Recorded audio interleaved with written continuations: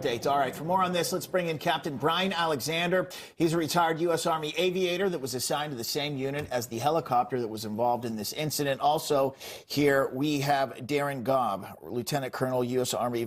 Never mind, we do not have Darren. Brian, all you here in this segment. We appreciate you coming in. We were talking about that memo. Apparently it was a lack of staffing at the airport tower. But before we do, you obviously know this situation, this machine that was being flown. What's your initial take? So I think a couple things. First, it's a situation where the NTSB can't say a whole lot. It's probably not appropriate to speculate too much, but we've seen the ASD radar data already. We've had a chance to hear the preliminary cockpit voice recording, so we do know some factual information at this point. My initial thoughts are you've got a crew in a helicopter that's training at night coming from north to south along a prescribed route, which requires them to be at or below 200 feet. They're on one side of the river. You have the commercial traffic that is stacked up coming into runway 1, which is south to north, probably 5 or 6 airplanes. You can see their landing lights. There's communication between the controller as required to identify and separate the aircraft. He did that with the helicopter, and what I believe happened is there was a miscommunication or a misperception about the aircraft who he was being directed to identify. And I think that's what's going to be at the crux of this. A combination of things, as it always is, a series of dominoes, and plenty of issues to analyze. And I think at the end of the day, what we'll find is the helicopter crew misperceived the aircraft that was being called out to them. And I think the call out from the air traffic controller could possibly have been better.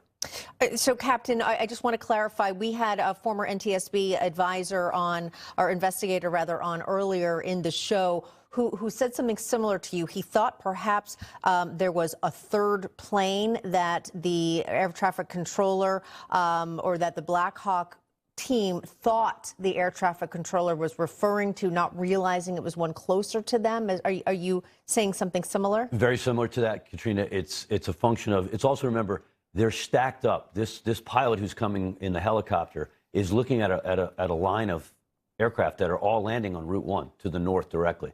All of a sudden, this aircraft, the American Eagle aircraft, is directed to do a circling approach to runway 33, which requires them to turn to the right, to the east, circle around, and land in a different direction.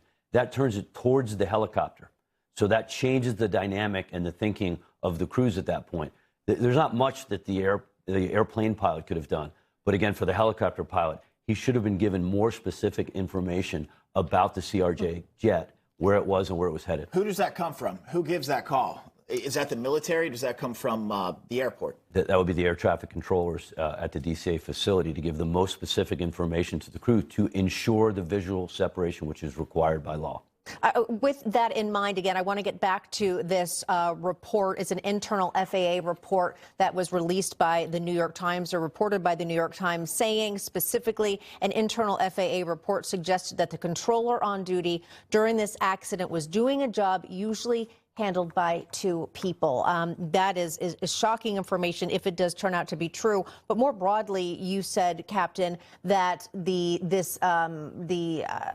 air traffic control overall is severely understaffed and underfunded, and has been for quite some time. Yeah, I think that we've been saying this for a long time. The system has been blinking red for a while. It is understaffed. It is underfunded. There's a technological lag that happens every 10 or 20 years. I think we're behind on that. And we're having an experience lag where our more experienced controllers are leaving and the rate at which they're replacing them is not adequate, clearly. And so you run into these issues. I can't verify that staffing situation, but it occurred to us with one person handling departures and approaches and the route along the Potomac.